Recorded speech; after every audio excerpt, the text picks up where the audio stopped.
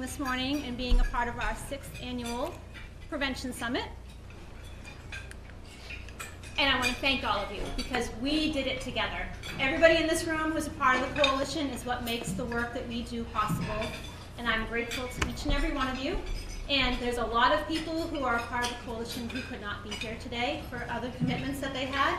And we just want to stress that this is really a community coalition and it takes all of us doing the work that we do.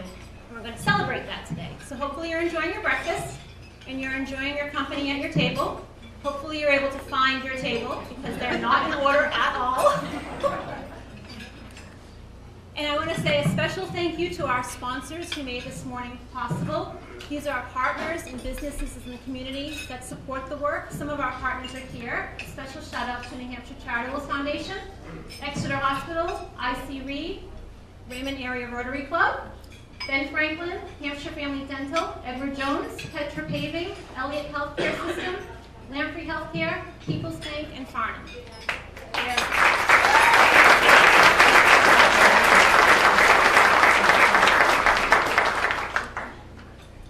So, 2018 was pretty amazing, and we have a lot of things to celebrate. I want to introduce you, make sure these two fine gentlemen do not have food in their mouth. We have new leadership in the town of Raymond, which we're very excited to have on board. We have a new town manager, Mr. Joe Isley.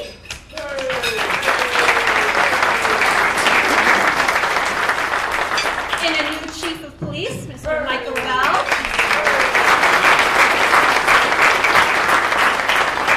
They hit the ground running in their new positions, and we're very excited about the things that we have going on in town, working with both of them, so thank you. Partnerships. Everything we have is about partnerships and all the work that we get done. And we're going to go into a few of those things. Some exciting partnerships that are not listed in this program or in your book. The Boy Scouts recently came to me. This is a great example of partnerships. I got an email that was sent to me that was asked to find out if anybody was interested in receiving a DEA badge if they're in the Scouts. Mr. John Delina is here from the DEA. We like to make him happy. I sent that out to my contact, Doug, who is somewhere in the room. He shared that with his Scout leaders, and one of the Scout leaders and Scouts contacted our office about doing something to get their DEA badge. Long story short, we put a thing into motion. The Boy Scouts do a drive for food the first week in November. In addition to all the door hangers that they put on every door in the town of Raymond, they're going to put a door hanger for the coalition with the SAMHSA opioid prevention tips, and then all the information on the coalition with contacts for people to understand what substance misuse is and where to go for help. That is you're going to see a lot of those gadgets. That is a true example of partnership. That's not just one person, that's many people working together to make that happen. Another great example is Red Ribbon Week is coming up next week, and we are working very closely with the school system, and Gina and Crystal are somewhere in the room. Very good, thank you girls. We have a whole campaign going at elementary, middle, and high school. They're all getting t-shirts with their school logos on them that say live drug free, and it's going to be a very strong message that's being sent out to the entire community, along with a whole bunch of other activities that are planned throughout the week. So again, huge partnership, definitely not one or two people, a whole system of people working together. In 2018 was a year of invitations and people asking us what we do for work and how we make this work in Raymond and how they can replicate that in their communities. We are part of a drug-free community system. I have some of our drug-free community partners in the room, somewhere back there. We work very collaboratively together, share resources, share ideas, and we get invited to talk about that. Christine and I have both spoken at CADCA, Community Anti-Drug Coalitions of America this year, which was exciting to tell our story. And then we got invited to the White House. For anybody who did not hear that, it was a little well-kept secret. Miss Savannah Cooney and myself got to go, and it was very clear and evident that We went to Washington, but we are talking about the work that's done here collectively as a whole. We were selected because New Hampshire is in the top of the opioid fight. We have some of the highest numbers in the country, and we've been doing a lot of great work addressing those numbers, and the president wanted to hear about that. He especially wanted to hear from Ms. Cooney and what she had to say about the young people in the community. She got to speak directly to the president, and that is on our Facebook page. She did an amazing job.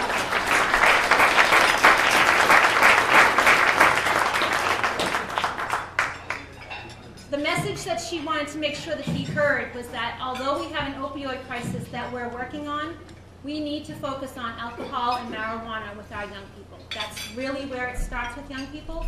There's not a young person who decides one day to start using heroin or opioids. It really starts with experimenting with alcohol or marijuana. So again, she did a great job, and that was a great way to end the 2019 year for our coalition. When you think so many great things happen, you wonder what else can happen some days, and some bigger things continue to happen, which is exciting, and again, with all of us working together. And this just proves it. This is a note from the President's office talking about how important our work is, and thank you for everyone who's a part of the coalition and their dedication to our work. So our theme today is the keys to our community, and you are all the keys to our community in some way or form. Miss Grace Wilson, who was an intern with us this year, she chose this quote, "A very little key can open a very heavy door," meaning that each person in the community may not have any idea how their actions play a piece in making a difference in a young person's life. So that was where we went with this. She decided that we talked about it as a team, and we went forward with that theme. And all of you have a book in front of you. This is our annual report. Except for me, who's referencing the book. We typically put this on your table, and it's there to showcase. We don't really talk about it too much. We really wanted to highlight this book this year because it's the largest it's ever been, because there are so many great things that are happening in it. And it's really a testament to our community and how everybody's involved. The first page I want to reference is our board of directors. The coalition is a nonprofit organization, which means we need to have a governing board of directors. And these people step up. There's a few of them in the room. If they want to stand up. Notice only if they don't. They're like, no, we don't want to stand up. You stand up.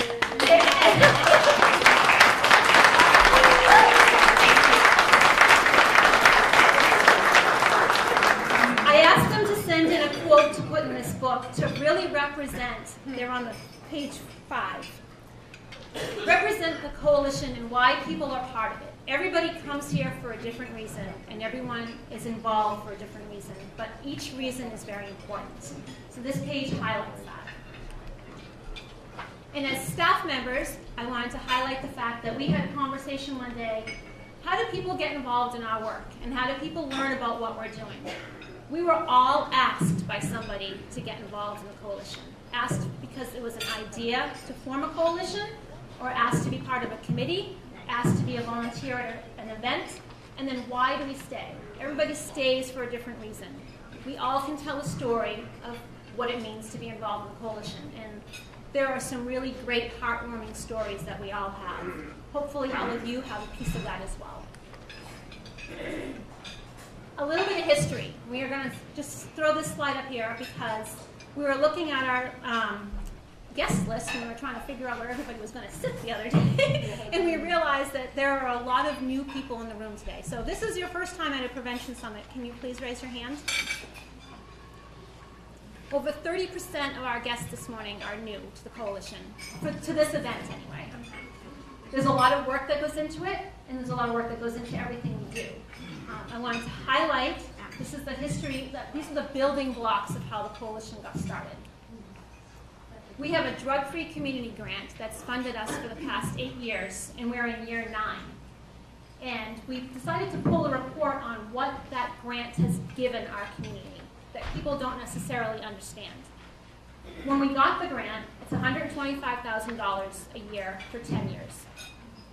We are mandated with that grant to match that money. They don't just hand over a bucket of money and say, go do what you want to do. We have a very detailed plan. We have an action plan. We have to say that we work with the entire community as part of that plan. And then we are able to bring the community together and bring so much more into the community. So many services, again, that we are 2 full-time staff and 2 very limited part-time staff.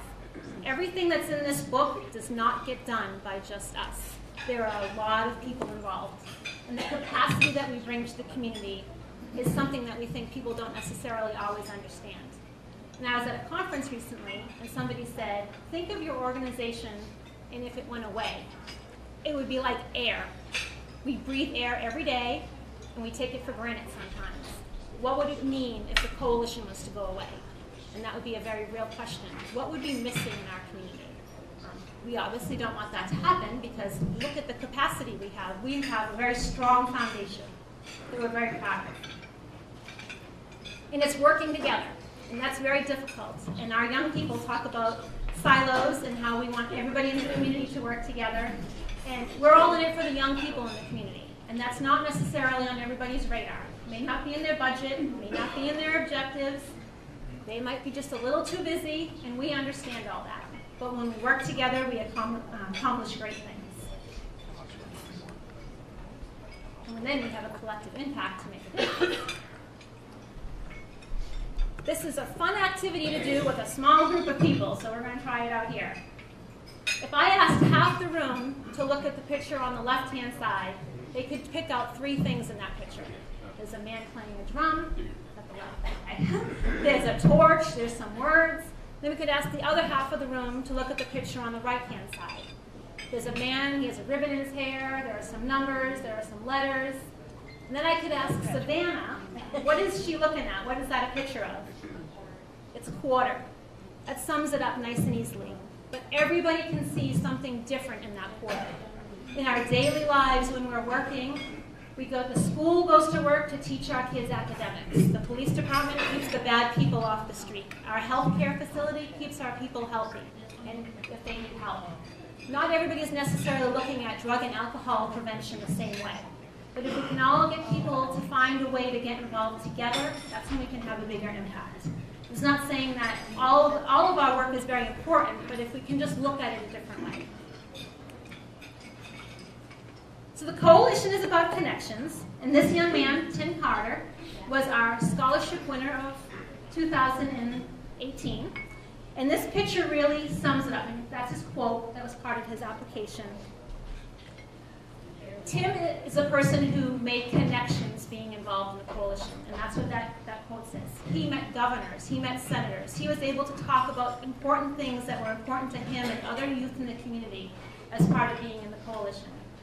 And that amazing young lady on the right-hand side, Miss Ursula, she was able to form a relationship with Tim, kind of like a grandparent-grandson. And Tim went over and fixed her phone, he fixed her computer, he walked her dog. So this is a great example of breaking down barriers and forming positive relationships in the community.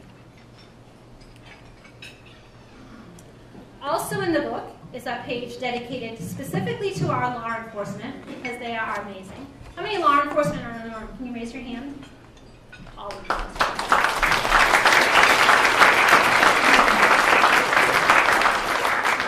They have a very tough job to do.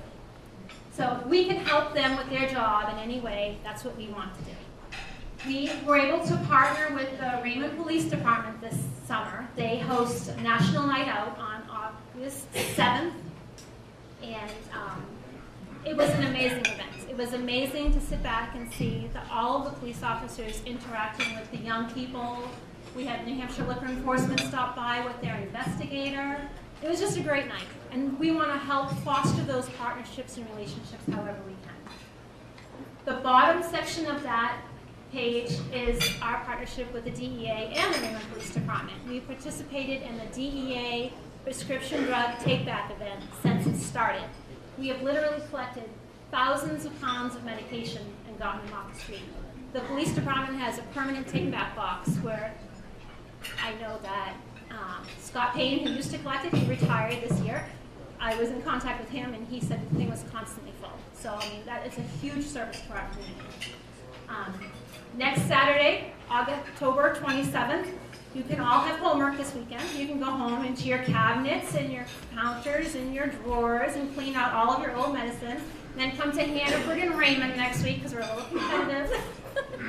We're going to have our take back at Hannaford. If you've gone to Hannaford and Raymond, you cannot walk into that store without knowing the take back is there this week. They are so excited to be partnering with us and to be part of supporting us in the community. The signs are on the walls and on the doors. They have a banner outside. They're making announcements in the stores. So it's a great community event.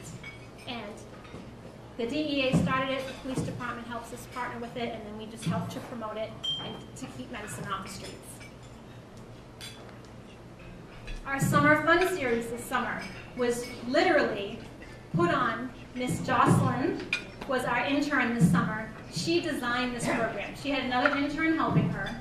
She managed the entire thing. We partnered with the Raymond Rec Department, who's in the room. They had a concert series every week on Thursday night. Hundreds of people showed up to the town common to have fun, listening to music, enjoying food by the scouts, and then we had fun activities for the young people that Jocelyn did.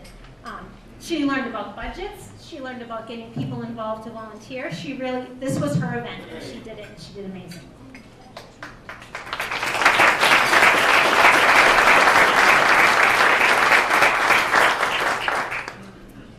Community networking meetings, if you did not know, are on the second Thursday of the month. They've been happening for over 16 years. Every second Thursday of the month, 9 to 10:30. Hannaford's has been donating muffins to that event since we started.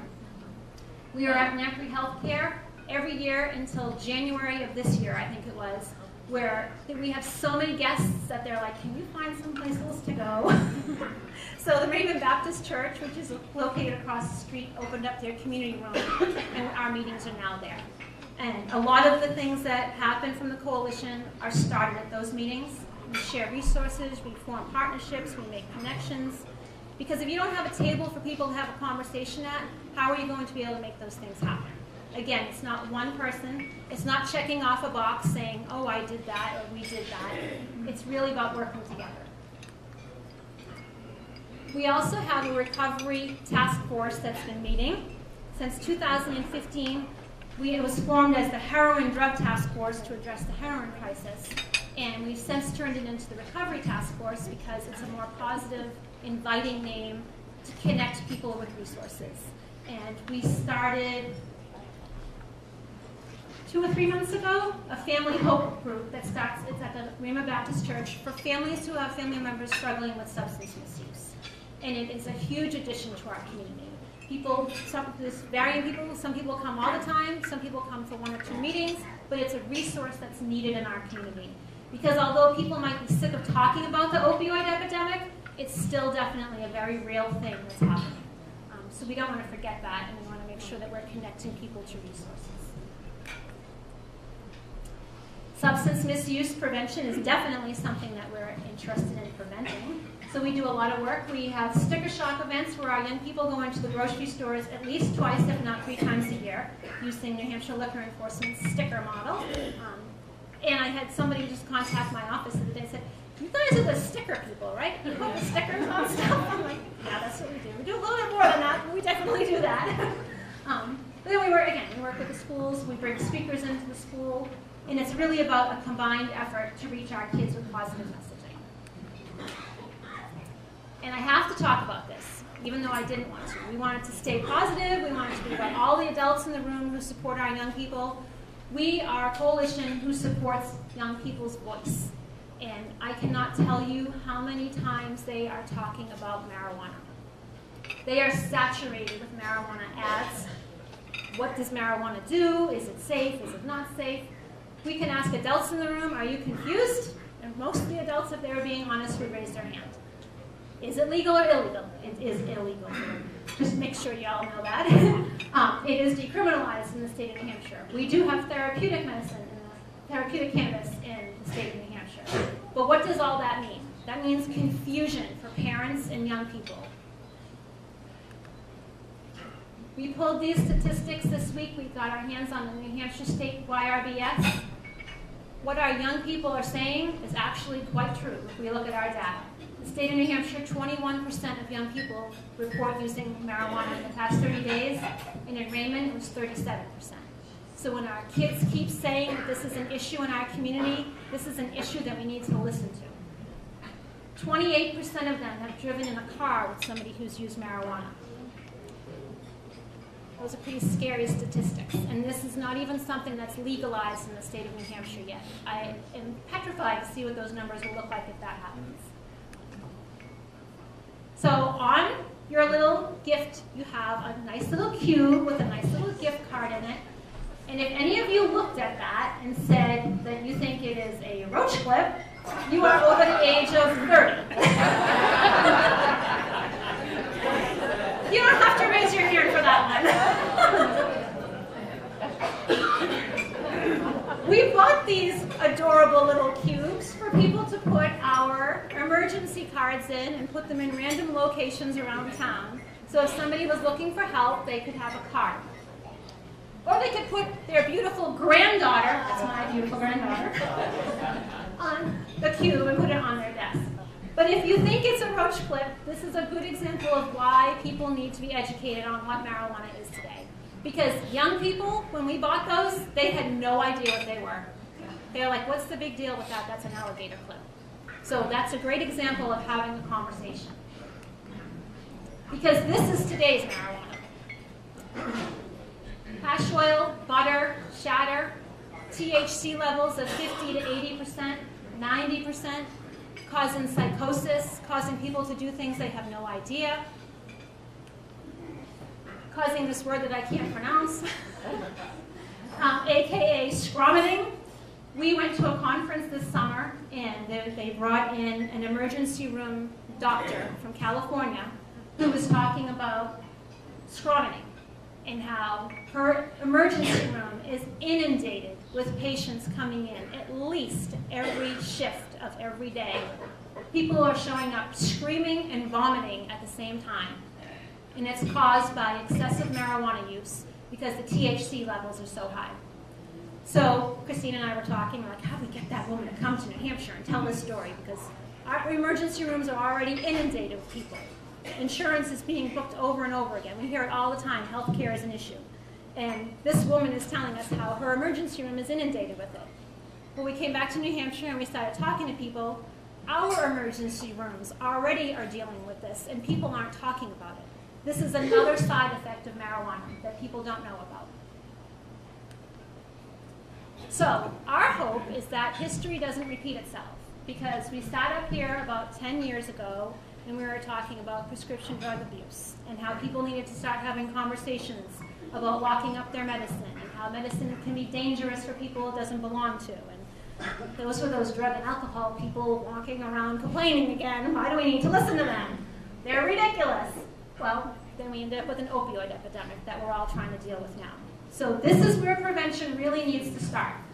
We have states around us who have legalized it.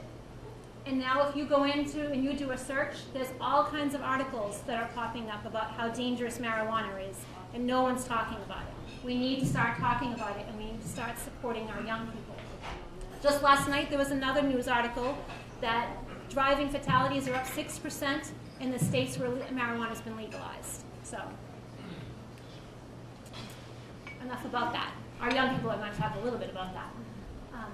We have a gift for you on the table, because you are a gift to our young people. And you never know when you're going to make a difference in a young person's life, so just, we want to send that message home with you. And for all of you who might have 5 or 6 mugs already on your desk or in your cabinet because you've been here a few times, you can use this as an opportunity to give that mug to somebody else and talk about the coalition with somebody else. So you can pass it on. I'm guessing you're probably going to want to keep your candy for yourself, though. We wanted to make sure we sent you home with something. And thank you. And just as a reminder, our 6th annual fundraising gala, I can't not go and say anything about this, is happening on March 16th at the Atkinson Country Club, and we would love to see you there for a fun evening.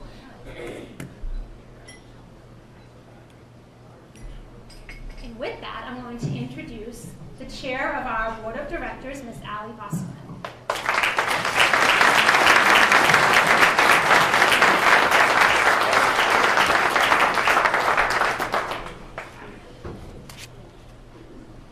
love every year being able to come here and hear all the things that happened in a year?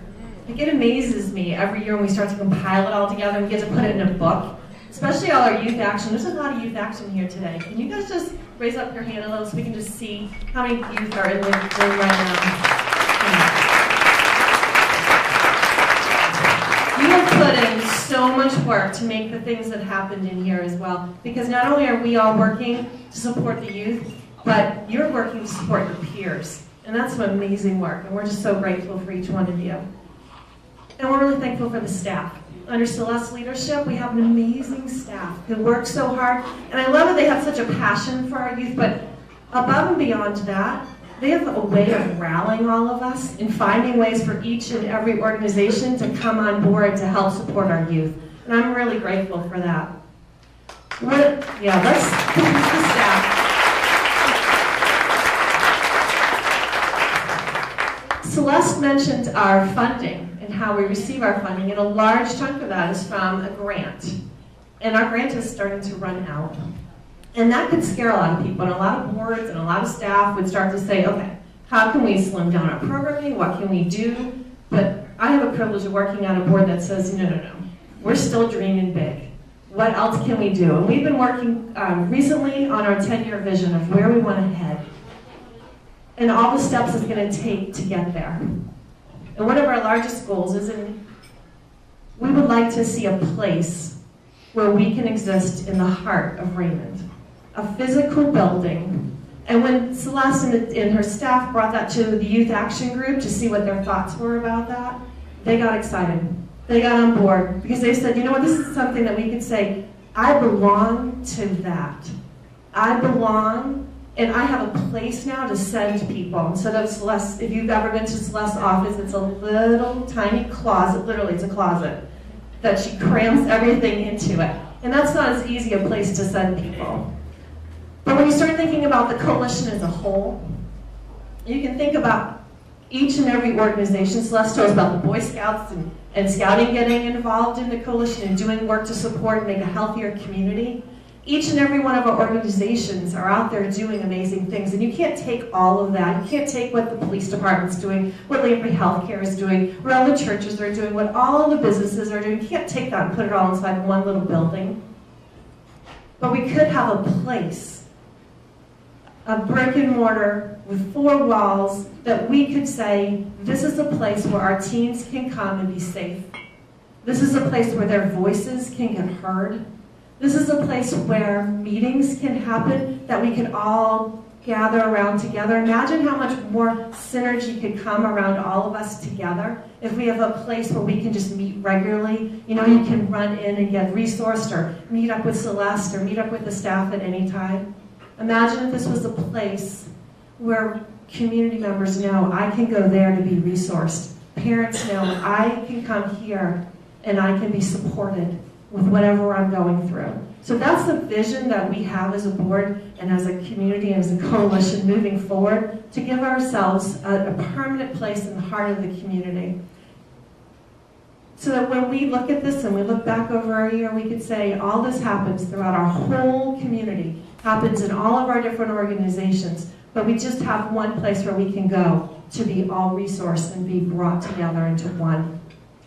So if you've been hearing all that Celeste has been sharing today, and you're thinking, you know what, we just started to hear a little bit about this coalition and we want to get engaged into it, if that's something that you're feeling, talk to Celeste. Or come talk to me or one of the board members or one of the staff, and I promise you that you're not going to regret it.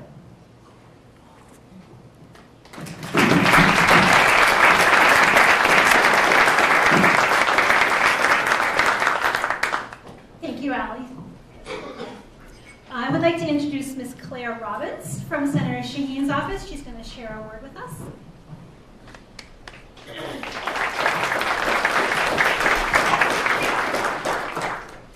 Thank you.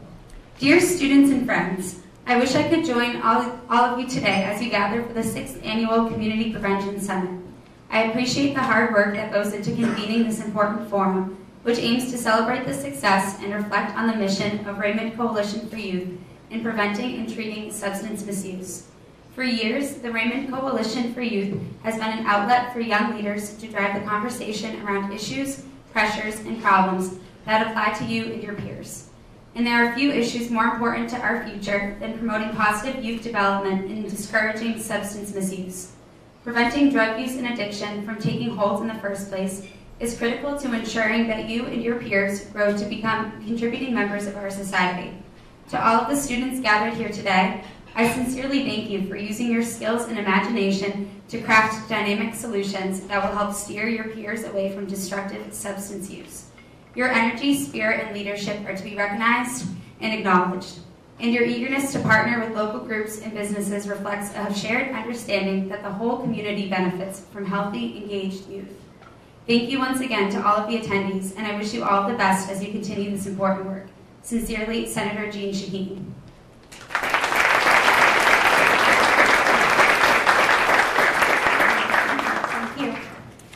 And now we're going to meet our keynote speaker, Miss Becky Parton. She's from the Dartmouth Trauma Intervention Research Center, and she's going to be talking to us today about ACEs. Thank you very much.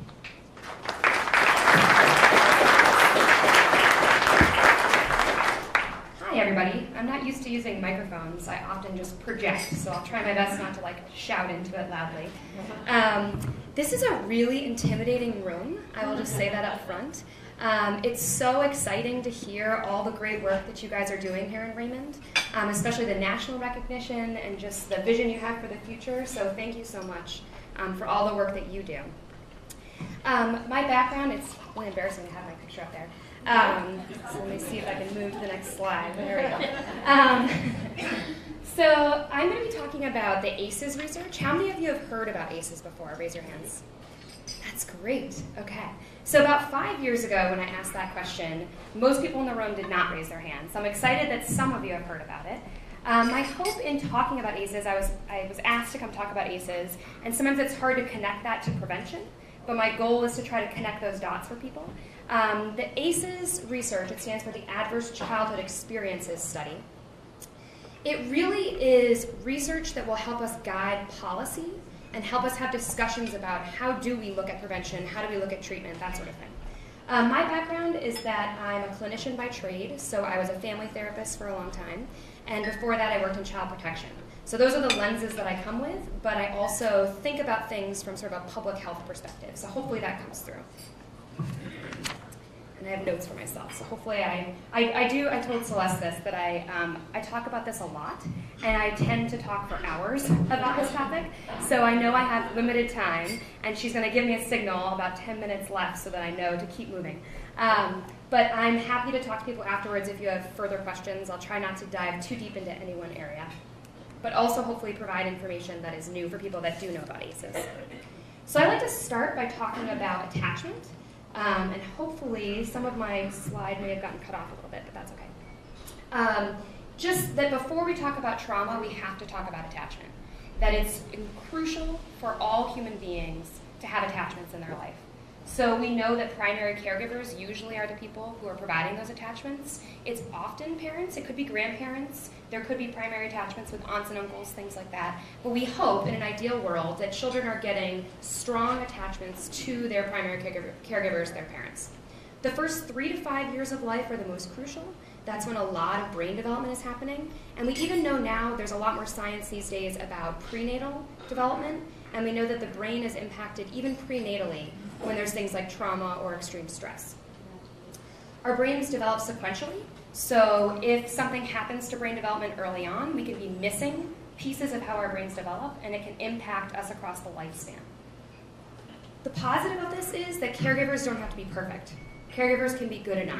So I know I've gone to a lot of attachment conferences, and as a parent, when I hear them say, it's all about the mothers, it's their fault if they don't attach securely to their children, I start to feel really guilty about, did I do enough with my own kids? But we know that it's not about being perfect, it's about being good enough. So if caregivers have breaks in their relationship or they're not providing secure attachment, it can be repaired. We know that caregivers, as long as they're providing safety and consistency, and if there's a break in the relationship, that they repair that break in the relationship, that kids can move forward. So attachments aren't broken forever, they can be fixed, so that's some hope. I'm going to start with just an overview of a definition of trauma, because I think that's an important place to start from. and stress. So we'll talk about stress first. There's different types of stress, and stress is actually a good thing for us if it's mild and if it's not ongoing. So stress can cause us to make positive changes. When we have what's called positive stress, it's things like getting nervous about the first day of school, maybe getting a shot from the doctor. These are, from the children's perspective. But even as adults, we can have positive stresses in our life, and they cause us to get a little bit nervous and anxious. Our bodies react. We might have a brief increase in our heart rate. We might get a little sweaty palms, that sort of thing. But generally speaking, if we can survive those positive stresses, we actually are better off because of them, and we show growth in those moments. Then there's things like tolerable stress. So today for me is a tolerable stress. I was a little bit nervous to come here. I have that increase in my heart rate. I'm breathing a little bit faster. I can sense it in my body. We also, when we're feeling stress, we tend to be hyper-focused in that moment. So that's a good survival mechanism. If there's stress coming at us and we're hyper-focused and we're paying attention, we're going to be able to survive those stresses. It becomes tolerable because of supportive relationships. That's often the mitigating factor. The kids that experience adverse childhood experiences get stuck in this toxic stress response. So it's when it's chronic, it's ongoing, it's intense stressors, it's things that are not mitigated by a parental or caregiving relationship. I'll get into that a little bit more. This is from the DSM, which is what clinicians use to diagnose post-traumatic stress disorder. So the way that we define trauma is either directly experiencing a bad thing that's happening to you. It could be witnessing it. So it could be watching a caregiver getting hurt is considered a trauma. Learning about a traumatic event for a caregiver, specifically for children. So even if the child isn't present when something bad happens, they could have a traumatic response just hearing that something bad happened to their caregiver. And then hearing details of a traumatic event. So when I look at the people in the room, that's where we think about helping professionals. That when you hear traumatic details over and over again of somebody else's trauma, you yourself can develop post-traumatic stress disorder or some milder version of that. And SAMHSA defines it as the sum of the event itself, the experience you had during the event, and then the after effects. So it's not just the bad thing that happened to you. You could have been in a car accident, but it depends on who else was there with you. What happened right after the car accident? Were there supportive people around you after the event? So all of that has an impact on how we respond to the trauma itself. This is just another way of thinking about it, that for some people it's a one-time trauma, for some people it's ongoing trauma, and then for some kids it's more general neglect, which isn't like a big bad event that happened, but it's just the lack of supportive relationships or people in their life that are taking care of them. So people have probably heard about fight or flight, but there's actually a bigger continuum than just fight or flight. So Bruce Perry is a psychologist out of Texas who talks about this first F being flock. And some people refer to that as affiliation. That's another way of thinking about it. But when stressful events happen to us, the first thing that we do, especially if we have positive attachments and good relationships, is we turn to the person next to us and say, can you believe that that just happened? So you can imagine in your everyday life, right, something funny happens, something crazy happens, you almost get hit by a car, and what do? You call somebody that you care about, you look to the person next to you and you say, are you there to support me, essentially, right? You reach out to other people and you flock. When that doesn't work, you use this other continuum of responses. So for some people, their first response is to try to run away from a situation, to try to get away from the danger that's happening, and that makes sense from an evolutionary perspective. So we think about, as humans, we evolved from living in the jungle and in the wild, and if there was a tiger chasing us, the first thing we wanted to do is run away from that tiger. So our body responds in a way to get us prepared and ready to physically run away. If we can't run away from that tiger, the next thing we're going to try to do is fight back. So our body, again, has a physiological response so that we are prepared to fight back. And if we can't fight back because the tiger's too big and too strong and it's coming at us too fast, the last thing that we do is we freeze. So today we could look at that as dissociation, but from a biological perspective, what was helpful is if the tiger actually was biting you, your body stops feeling what's happening. You get disconnected from the feeling itself so that you don't get overwhelmed. And your body shuts down so that in that moment, you probably aren't going to survive, but it's helping you try to survive that bad thing that's happening. going to jump actually to this slide and then backwards. Another way of looking at that is just the way that our nervous system responds. So we have one part of our nervous system, the sympathetic nervous system, that sort of revs us up. So when there's stress, our body responds by sending blood to our muscles and changing the way that our eyes are responding and changing the way our body's responding. So it impacts all of these systems. For some people in extreme traumatic situations, you see problems with toileting because it actually even it changes things like the blood flow to the bladder. So if you were going to try to run away from danger, biologically what makes sense is for your body to be empty. You sort of get rid of all that stuff so that you can run away faster. And it sends the blood to your muscles and takes it away from areas that aren't as important so that your muscles can be more effective and more efficient. So it makes sense from a biological perspective that when we are faced with stressors, that we respond by getting ready to run away. We have a second system called the parasympathetic nervous system that's supposed to calm us down. And I think I remember that by thinking about a parachute, right? A parachute sort of pops open and helps us come back to baseline. If we haven't had traumatic experiences, those systems work well. Our body gets revved up, and we sort of, our heart is racing, our blood is flowing, we're thinking about being able to run away, and when that stressor's gone, our parasympathetic nervous system calms all of that down, and we come back to baseline. If we've experienced chronic trauma, our parasympathetic nervous system doesn't work as well, and people get stuck in this stress response. They're constantly having heightened stressors. They may be breathing more rapidly all the time. We know that children who've been traumatized have a higher resting heart rate, even when there's no trauma present. So it has a biological impact that can be lasting even when they're not exposed to the trauma in the moment. And then to get to the brain, I'm not going to talk too much about the brain, but there is one thing that's important to think about when you think about the brain. It's this little thing called the amygdala, and it's the part of our brain that responds to fear and stress, and it also responds to pleasure. It actually is developed as early as 8 months prenatally. So infants already have the ability to respond to stressful situations, to fear, to happiness, before they're even born. So when you think about women who are experiencing trauma and pregnant, there's an impact even on that baby before it's born based on the trauma that's happening to them. The other thing that our amygdala does is it's always scanning the environment for danger. And I see a lot of law enforcement in the room, and they've done studies about the impact this has on law enforcement as well, that similar to children that have had extreme trauma, when you work in the law enforcement field, you're always constantly scanning for danger. You're always looking for the next bad thing that could happen. And so our brains start to do that all the time. It's hard to shut that off when you're doing it all the time. So for kids that are traumatized, sometimes what happens is they can't distinguish between a real threat and something that their brain is telling them is a threat.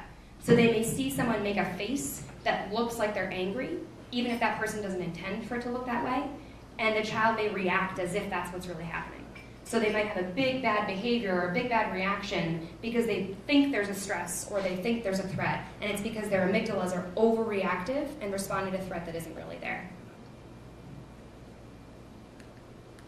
Okay, so jumping to adverse childhood experiences.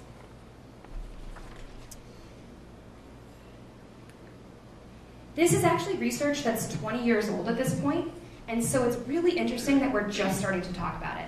The original study was published in 1997, so more than 20 years ago. It started with 2 doctors, but one really in California, Dr. Vincent Folletti, who was working with obese patients, and he noticed a pattern in his patients. He ran an obesity clinic, and he found that there was this subset of his patients that would lose extreme amounts of weight, but then not be able to keep it off, even with all the medical interventions that they were doing. And he was wondering to himself, what is the common denominator? What is it about my patients that they can't keep the weight off? And he started asking demographic questions, and he started asking about their childhood. And one day he accidentally asked a question wrong. He asked instead of, he asked something about how old were you when you were first sexually active? And one of his patients said 8. And he was shocked. So he started asking all of his patients, how old were you when you were sexually active? And he started asking about physical abuse, sexual abuse, neglect, household events that were happening. And he found that most of his patients had experienced something like that in their childhood. And it turned out from his original study, there was something like 250 people that he did this small study on, and more than half of his patients who were at the obesity clinic had experienced sexual abuse in their childhood. So he decided, I need to do something about this. I need to know more about this. So he partnered with the CDC, and they did a large, I'm not going to say the word right, so I'm just going to skip it, a large study that had 17,000 participants in it, which is huge. So most studies, when you look at them, maybe have a couple thousand, so 17,000 is a giant number. All of the people who participated in this original study had Kaiser Permanente health insurance, so they were mostly middle class, they were employed because they had that insurance, they were majority white population, and they combined the results of this confidential survey, so they asked them this original set of 10 questions about bad things that had happened to them in their childhood, and they paired that with information about their physical health and then behaviors that they had as adults. So did they miss work often? Did they drink a lot? Did they smoke a lot? And they looked at what were the results for just general population. These are the original 10. So I'm going to ask you to think in your own mind. Usually when I present and I have more time, I have audiences do a live poll, but that could take like an extra 10 minutes, so we're not going to do it. But just in your own minds, think about these 10 things. Hopefully you can read them all. Emotional abuse, physical abuse, sexual abuse, emotional neglect and physical neglect, and then household dysfunctions. The original study looked at mothers being treated violently, but really that's reflective of domestic violence, and we know that it's not always female victims. Substance abuse in the household, a parent with mental illness, parents being divorced or separated, and then having a household member who is incarcerated, which you can't see up here. So think about that, those original 10, and what your number is. I'm going to give you a second to think about that. And again, the one you can't see is incarcerated household member. So give yourself a number. And with the polling, it's kind of neat because you can see in the room what those numbers look like. What they found in the original study is that 2/3 of the people had at least one adverse childhood experience. And this study has been duplicated hundreds of times. At this point, they've done this study with probably 500,000 people in our country, and the results have been consistent across demographics. So regardless of the fact that this study originally was mostly people with private insurance, more white sample than non-white sample, these statistics really hold true. And you can see on the left, if you can read it, what the numbers were for each of the types of ACEs. So at the time, the highest ACEs were physical abuse, sexual abuse, household substance abuse, parental divorce, those sorts of things. Everything was around, those were all between like 25 and 30% of people were reporting that. The other thing that was very interesting is that there was a higher number of people reporting multiple ACEs than what we thought about. So more than 1 in 5 people were reporting having an ACE score of at least 3. And what we know about these ACE scores is that it has a strong graded response to outcomes. So it's not just that we know that 2/3 of Americans had at least one bad thing that happened in their childhood, but that means something for their mental health and for their physical health. So the more ACEs you have, the more at risk you are for these behaviors or outcomes on the left-hand side. So people with higher ACEs are more likely to be less physically active, they're more likely to smoke cigarettes, they're more likely to have problems with alcohol or drugs, they're more likely to miss work, they're more likely to have obesity, diabetes, depression, suicide attempts, heart disease, cancer, and we find that with people with adverse childhood experiences, they may have types of cancer that don't make sense. Someone who's never smoked cigarettes who gets lung cancer, things like that. For people that have higher ACE scores, like for example, someone with an ACE score of 4, compared to someone with an ACE score of 0, they are 2 times as likely to develop heart disease. They're 7 times more likely to become an alcoholic, and they are 12 times more likely to attempt suicide. So the numbers don't look good. There is hope. I will talk about that as we move forward. The other interesting thing, so there's a new study that just was published in September. It's actually only available online. And this replicates the original ACEs study. So again, 20 years later, we're now looking at what are the rates today. This study was done with over 200,000 people in our country, so even larger than the original ACEs study. But it really holds true. It holds all the same statistics as the original ACEs study. What we do know, and I'm sorry that you can't read it all, it's missing some things, that the number of people who have 0 ACEs is slightly higher than it was 20 years ago. So that's some good news. We went from 64% of people that had at least one adverse childhood experience to now only 62. So it's gone down a little bit. But the number of people who experience complex trauma is going up. So more people are experiencing 3 or more adverse childhood experiences, and particularly the numbers jump when you look at 4 or more. We went from 12% of the population to now 16% of the population have 4 or more adverse childhood experiences. The other interesting thing is that there are risk factors. So the things that correlate to ACEs, women tend to have higher ACEs than men. There's certain racial categories, so people that identify as Black or Latino have higher ACEs. Younger adults, so people that are currently ages 18 to 24, have higher ACE scores than older Americans. So that's not a good sign when you think about youth in our country. And the highest ACEs are for people that identify as multiracial or identify as LGBTQ. So those are our highest risk populations. Oops. This is just another way of looking at that same data. And the things that jumped out at me, so this ACEs study only had 8 total ACEs. It didn't have the full 10 adverse childhood experiences. It took out the neglect questions. And the things that have gone up the most are things like emotional abuse. It's gone up almost 3-fold, from 10% of the general population to 34% of the general population. The other thing that increased was having a parent or a household member who's incarcerated. And I could go into, and I won't go into, sort of the rates of incarceration in our country. Most other things stayed about the same, but those are the ones that tended to jump. Some did go down, so that's a good thing. And then this slide talks about, there's a lot of research about child welfare staff, but really any helping professionals. We know that people that go into helping fields tend to have higher ACE scores than the general population. And that's because often somebody has experienced something in their own childhood and they want to prevent that from future generations. They don't want the same thing to happen to someone else, and that's a good thing, but it also means that we have to recognize what our ACEs are and how they impact the work that we do. So for anyone who works with children or works with anybody who's high risk, you have to be thinking about what is your own childhood history and how is that impacting your work with kids. And it can lead to higher rates of burnout if you don't address it. So if you're not thinking about your own ACE score, you're going to be more impacted by the work of working with children who've been traumatized. The most common adverse childhood experiences for people that go into helping professions are having a parent with depression or mental illness or a parent with substance abuse issues. And to me, that speaks to relationships, that those are 2 adverse childhood experiences that impact your relationships. And some children respond to a parent who's struggling with mental illness or substance use by trying to be helpful. And so that creates a personality type of somebody who wants to go into a field where they want to be helpful. So again, that's not a bad thing.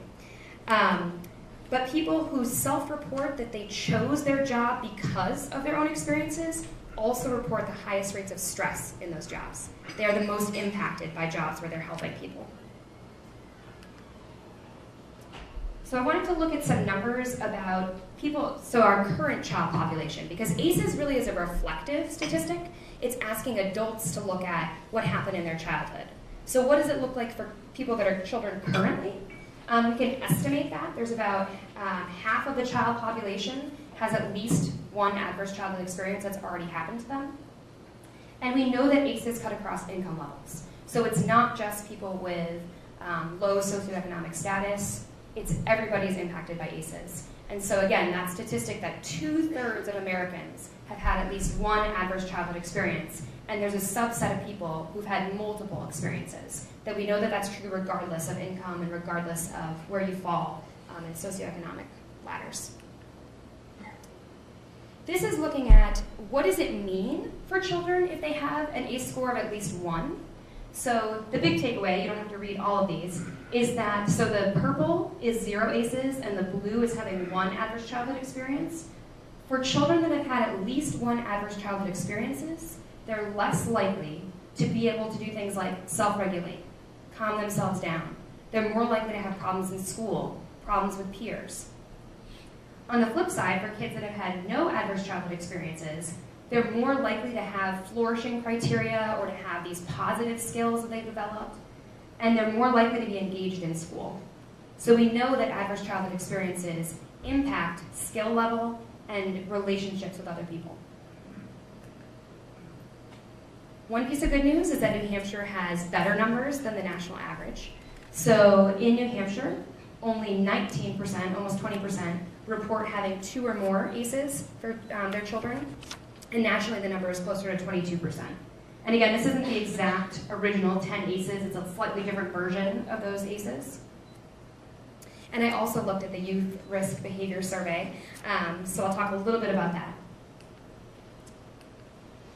So when we think about smoking, and these are adult statistics, for an adult who has an ACE score of 5, they are 2 times as likely to be a current smoker, 3 times as likely to have ever been a smoker, and 5 times more likely to have started smoking at an early age.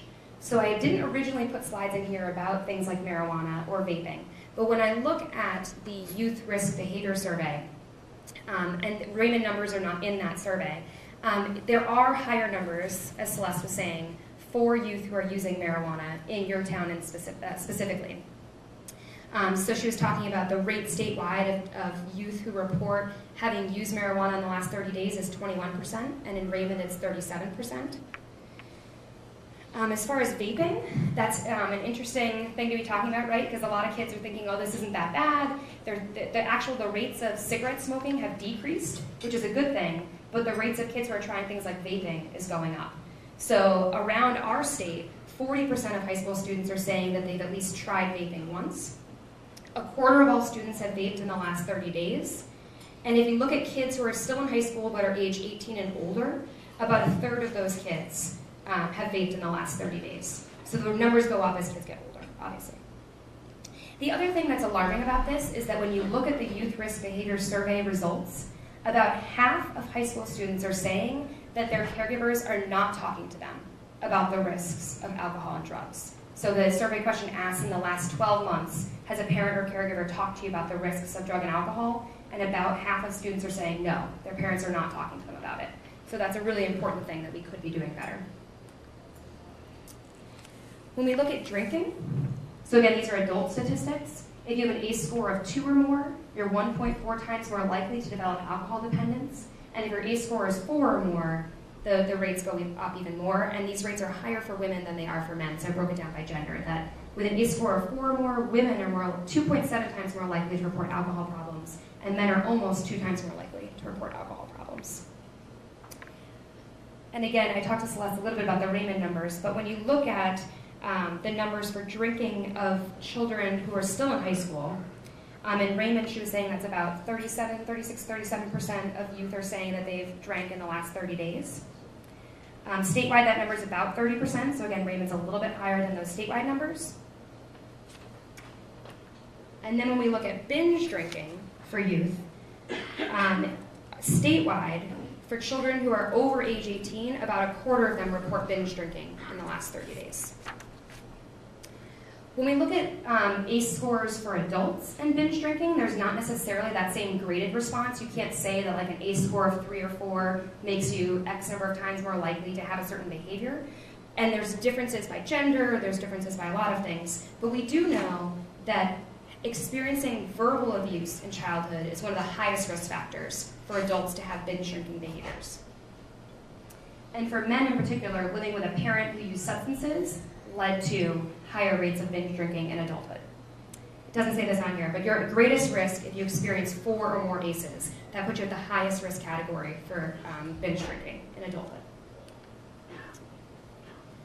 I don't know how many of you have heard, just this week, NPR and the Robert Wood Johnson Foundation and Harvard just released a study. They were looking at rural America.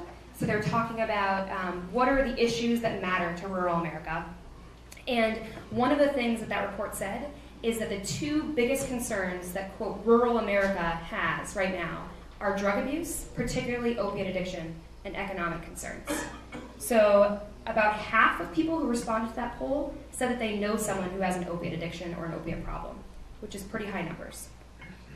The flip side of that, I'll just say the one positive out of it, is that they did say that overall, Americans who live in rural America are more optimistic generally. So it's not just the doom and gloom of we're worried about opiates and we're worried about economics, but most Americans are saying they feel like they are better off than their parents were. So there's some hope in that report as well.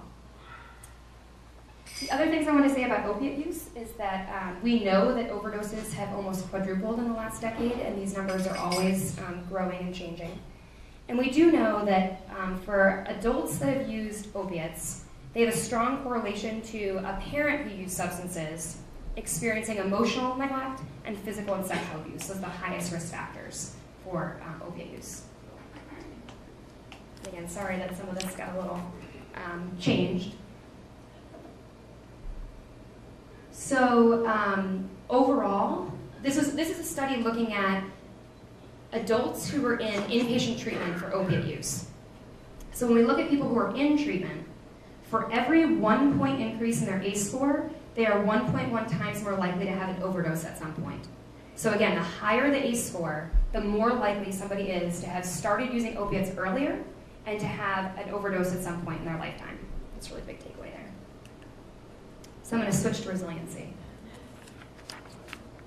So I love the mugs on the table. That's really the big takeaway, right? It takes one caring adult to make a difference in a child's life. So I have a ton of slides saying similar stuff, but that's really, if I could say one thing, that's the one thing I want you to take away, is that it's one caring adult that makes a difference. And you guys had similar pictures of keys, so that's great. So the Center on the Developing Child at Harvard talks about these 3 primary things that help with resilience. And the first one is supportive relationships.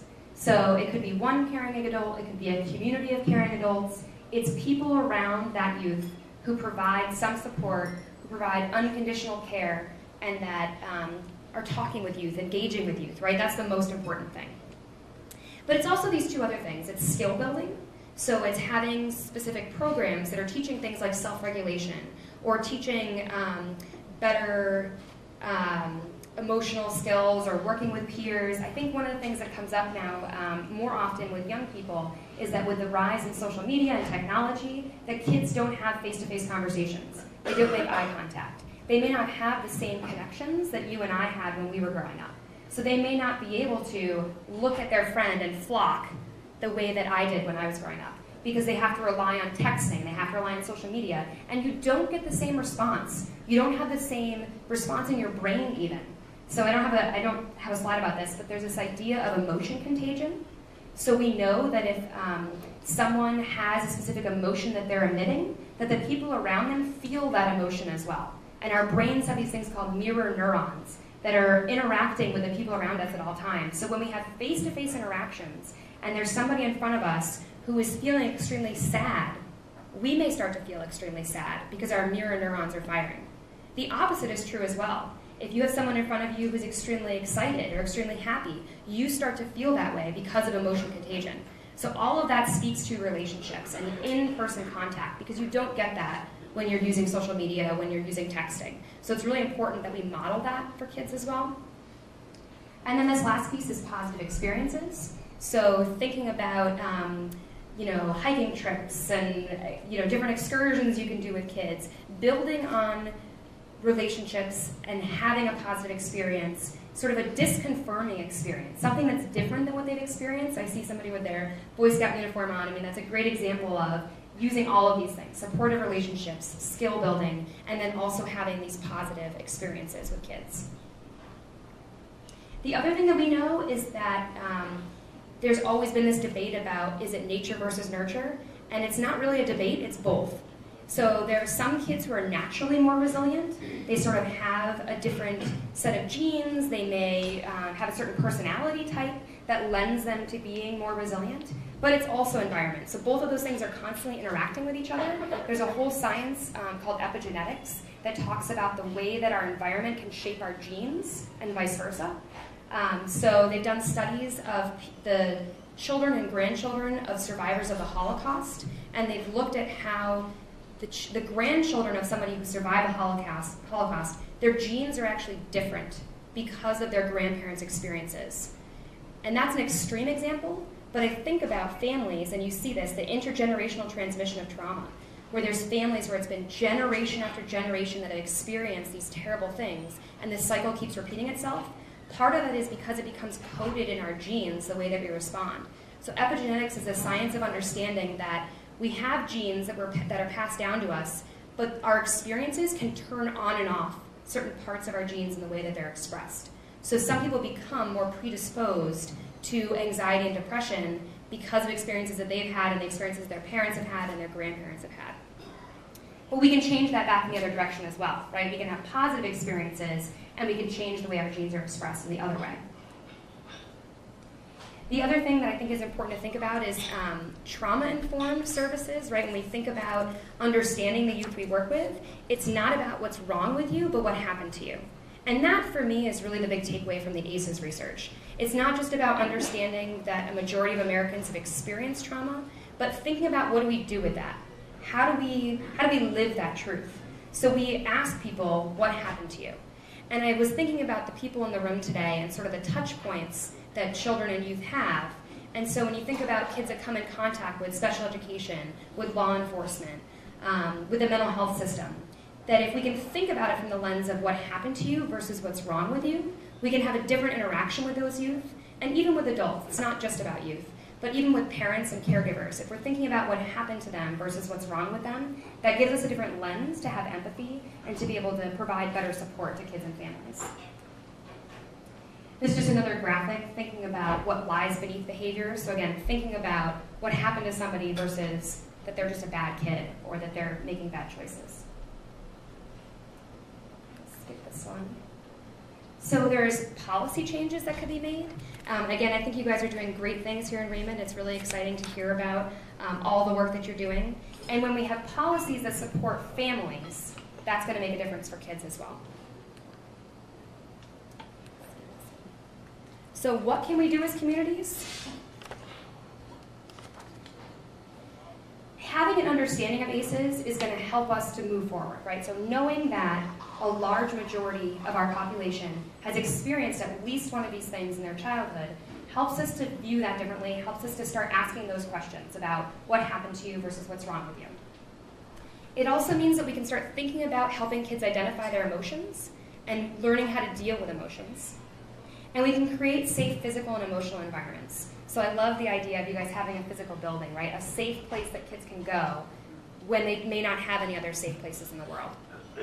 And it doesn't say this, it's sort of cut off, but universal programs, right? Making sure that every kid has access to universal programming. And that's really the heart of prevention.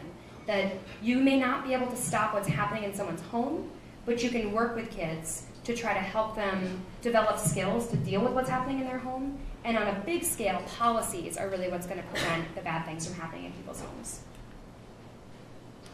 We also know that children with 2 or more ACEs who learn self-regulation skills are 3 times more likely to be engaged in school. So teaching those skills translates to better outcomes. And they're 6 times more likely to learn self-regulation when their parents are talking to them, when their parents are engaged. So we know that's a crucial piece of making a difference. This is sort of, people often hear that diet and exercise are the most important things, right? That's what doctors are saying to us. And we know that that's true for everyone, specifically for kids that have experienced trauma. That when we are thinking about healthy eating, that has an impact on our body, which has an impact on our mind. And exercise doesn't have to just be like running, right? It can be yoga, it can be playing basketball, it can be going hiking. But when we encourage kids to be physically active, that's going to offset and counteract some of the negative things that may have happened to them. The hardest thing for teenagers is sleep. So having them have traditional sleep cycles. But it also is so important for mental health and for physical health. That when kids go to bed at the same time every night and wake up at the same time every morning, they're going to have better mental health.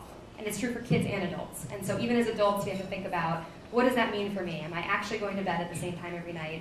And for those of you that are law enforcement, that doesn't speak well to different shifts and having to work overnight. It's really, really hard to have regular sleep cycles. We can also do things like mindfulness and meditation, teaching kids healthy habits, and again, it's about relationships. And within the community, you guys are already doing this, right? You have positive role models, you're doing peer mentoring, which is fantastic.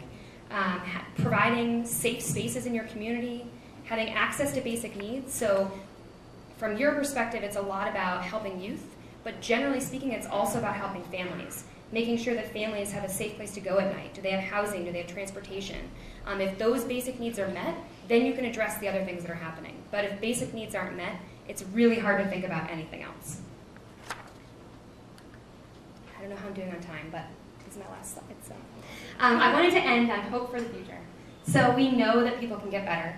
There are mental health treatments that are effective for people that have experienced trauma, and we know that our brains are ever changing. So as much as it can have a negative impact when there's early negative experiences, we also know that things like therapy, mind-body integration, movement exercises can make a difference for kids and adults. And so I have hope that people can make changes throughout their lifespan and that it doesn't end at age 25. There's this idea that our brains stop growing at 25. But for any of you that are adult learners, you know that's not true, right? We're always learning, we're always growing. And so I do have hope that people can change and get better. And then again, this piece about emotion contagion. So if we are hopeful and we are positive, we can have an impact on other people and bring that hopefulness and that positive perspective to other people. Thank you. I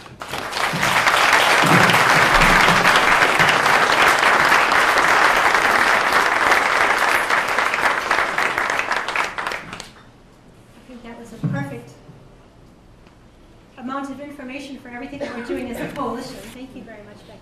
Great job. Something exciting to talk, what she just talked about. We had our coalition meeting last week, and we had a team from Manchester come in who have the ACERT program, and Chief LaBelle was there and several other people. And it really talked about that, having policy as a community to come together and to support the young people who might have adverse childhood experiences. So it was exciting to learn about that and see where we could possibly take that moving forward on the long list of things that we have to do going forward. These are the resources that go with our presentation. Okay, so now we have the exciting leadership part of the program. Every year we recognize leaders who are part of the community, and we hand out awards for those leaders. So this is that part we're excited about. Our community partner awards, we just want to highlight that we've been doing this for 5 years, and these are our past award recipients: Raymond Police Department, Lamprey Healthcare, the school district, Hannaford, and Walmart, all still key partners to the coalition and intricate to what we do. This year's award, we're excited to announce, goes to a community partner who has really been a part of the coalition from the very beginning. We rely on this partner, and people don't really honestly take advantage of their services. This year's recipient is going to be Raymond Community TV.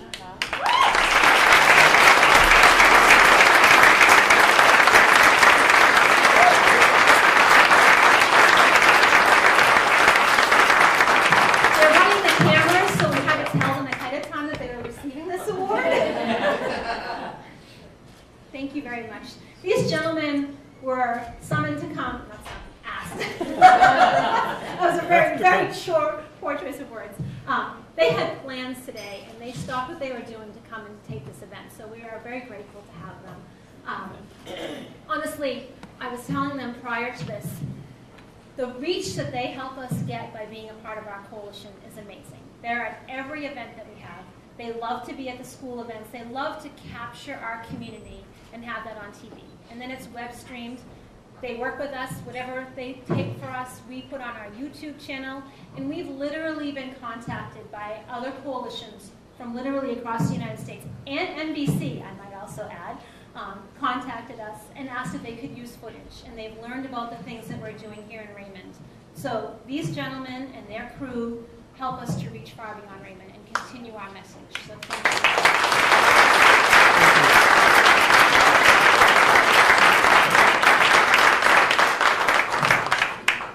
So this is always the fun part. I love this part.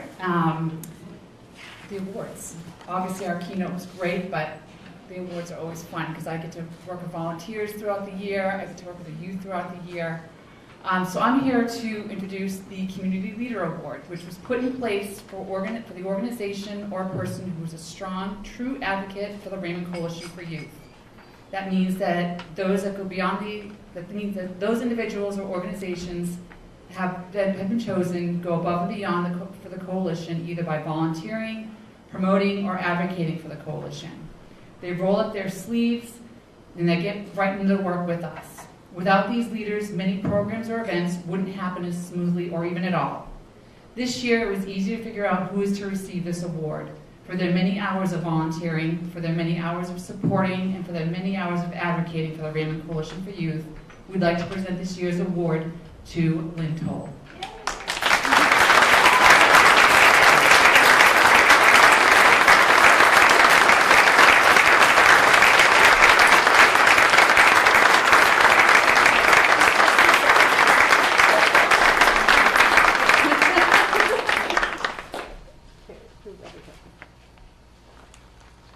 Thank you.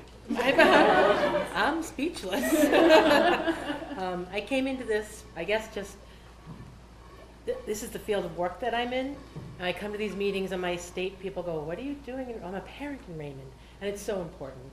I've always been an advocate of the youth in our community. Little League, Boy Scouts is my beginnings. And I still needed a place to do something. So here I am. Thank you.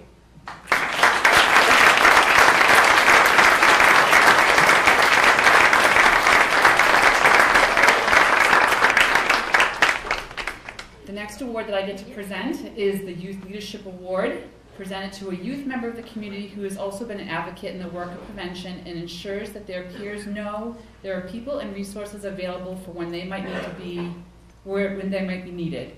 For 8 years, this young lady has been involved with the coalition in one form or another, as a past member of our youth action group at the middle school and high school, to being a summer intern for the coalition this past summer, and leading the task on the Summer Fun Series events. This person deserves some recognition. We'd like to recognize and present the Youth Leadership Award to Jocelyn Gallo.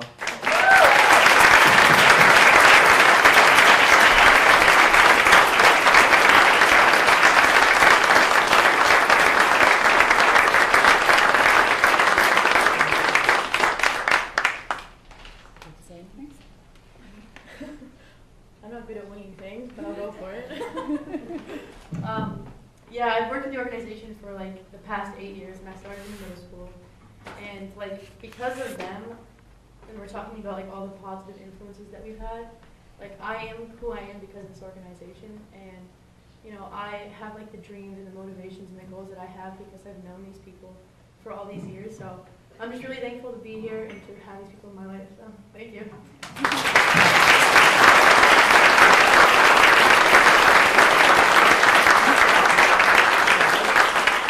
Jocelyn is actually at school in Connecticut, and she had an exam today, and we had to work. Her boyfriend also goes to the same school, and we were texting him. I don't know if she knows that. We're like, we need to get her here.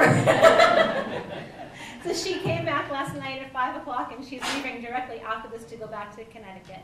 But she's very dedicated to the organization. We're very lucky to have her.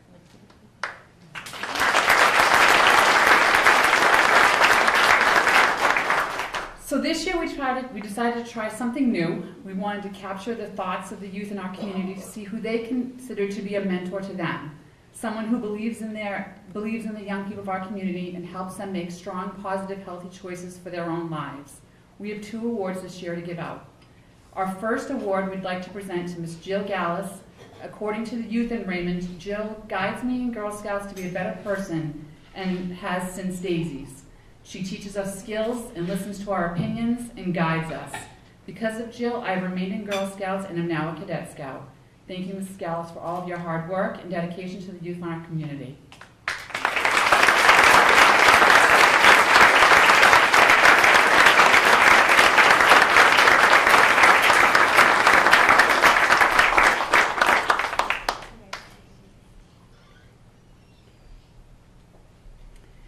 The second award goes to Miss Elizabeth Holcomb, who could not be with us today, but we still want to recognize her. To quote a youth, she emotionally supports us as well as provides us with all kinds of resources she has to get us into the schools that are right for us. She works with kids in 7th grade to seniors, and she stays close with her graduates too. She pushes us to live up to our potential. Thank you, Ms. Holcomb, for all that you do.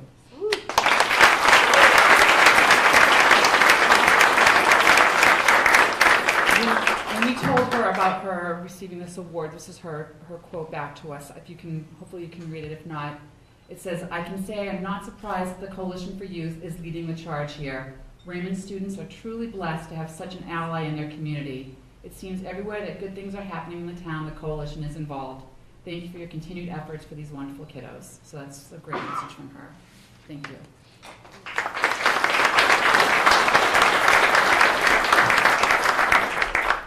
I now get to introduce my wonderful kids that I work with every year. I'd like to, if the Youth Action kids would come on up, we'd have Miss Savannah Cooney, Mr. Alex Cooney. In the back we have Tyler Doopy, Ken Mateo, Alyssa Rogers, and it looks like maybe Carly had to leave at this point. If they could come up. Oh, and Evan, we've got Evan in the back too.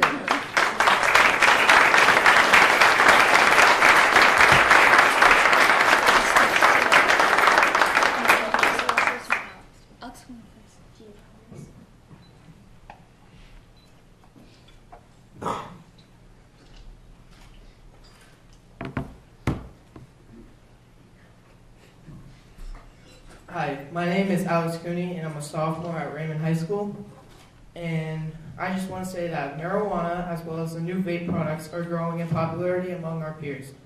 We need the adults in our community to step up and help us tackle this growing problem.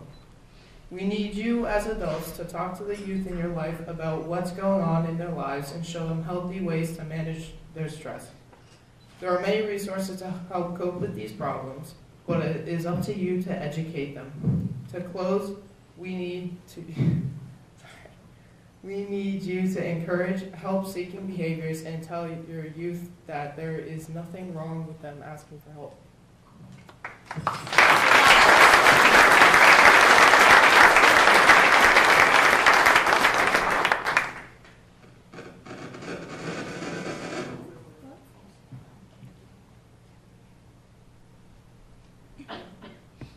So I put together a little video of some pictures of the Youth Action and just the Raymond Coalition for Youth throughout the years that I've been involved in. It's not on there. It's not on there? Oh no, that's okay. What? Yeah, no, if you press play, it should go. Hopefully. I hope so. Well, I'll just get started, it's okay. So, hello, my name is Savannah Cooney, and I have been part of the Raymond Coalition for Youth for 4 years. As a member of the Youth Action, and I have been interning with the coalition since September. In my years of being a member of Youth Action, I have learned so much about what it means to be a member of a small community. We spend our meetings planning events and working on social norms campaigns to encourage our peers to make healthy choices and change their views on alcohol, marijuana, and tobacco so that they do not think that substance use is a rite of passage. The Youth Action Group has a huge role in prevention because youth voice is crucial in breaking those social norms and beliefs that substance use is a rite of passage for teenagers. Teenagers are constantly being influenced by their peers for the good and for the bad, so we play the role of being the good influences for other youth as well as for the younger children in the community. There's a quote that says, "The way to change the world is through individual responsibility and taking local action in your own community." That is one of the biggest reasons why I first became involved in Youth Action. I saw a need for more young leaders to help fight this battle with substance use in the community. Substance use has negatively impacted too many people in our community and has even taken lives from my peers. When something is taking the lives of people of all ages on an epidemic scale and rate like opioids have been, people in the community must band together to find a solution. It's been identified countless times that substance misuse is often concurrent with mental health disorders such as depression and anxiety. During adolescence, hormone levels are higher than in adulthood and the brain is still developing. This makes it hard for us to handle stress, anxiety, and depression. Meanwhile, your teen years are a common time to first experiment with alcohol and other substances. Experimentation with drugs and alcohol is especially dangerous during adolescence because many of them have stress that they want to be relieved, and they might begin using substances to self-medicate. Once a person begins using substances as a means of self-medicating, they are extremely likely to develop a substance abuse disorder that may lead to using opioids or heroin. This is why the Raymond Coalition for Youth stresses prevention as the key to bringing the opioid epidemic to an end. I am honored to be able to say that I am part of such an amazing community, and that is why I am so passionate about my work with the Raymond Coalition for Youth. The Raymond Coalition for Youth has had an enormous influence on who I am today. It makes the residents of Raymond into a community and ultimately a family. The Raymond Coalition for Youth has supported its youth and educated them so that they can go on and hopefully live their best lives. When I come into the room where youth action meetings are held, I am excited because I know that I share a common goal with the people in that room. One time I read that every successful individual knows that his or her achievement depends on a community of persons working together. The Raymond Coalition for Youth has been able to accomplish amazing things because we have had a network of people in the community who all have something different to offer, who are willing to work with us to better Raymond. Thank you.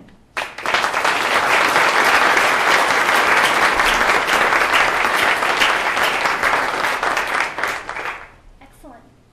So these guys show up every Tuesday at 2:15 and put their minds together and put things in action. They do a great job, and we're very proud of them. Thank you.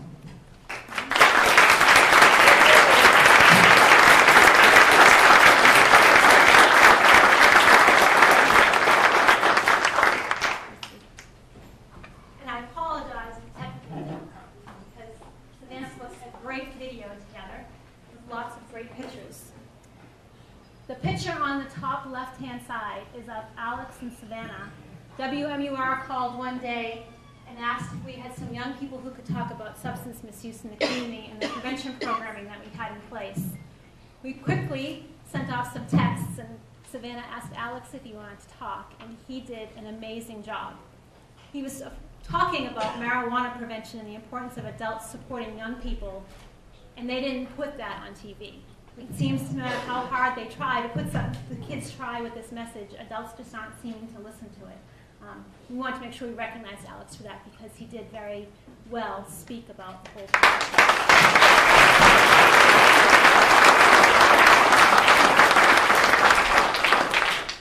Again, I want to thank everyone for coming today. I want to thank my staff, Pam, Christine, and Kathy. They are you can't have three right arms, but they really are my right arms. We're a great team in the office, and I'm very grateful to them for everything. The takeaway for today: we are a youth coalition working to support youth. We grow relationships, bring in resources, and increase opportunities. These efforts together strengthen our community and support our young people. The bonus to doing this is that when we do it right and together, this will reduce youth substance use. Thank you all for coming, and I hope you have a great day.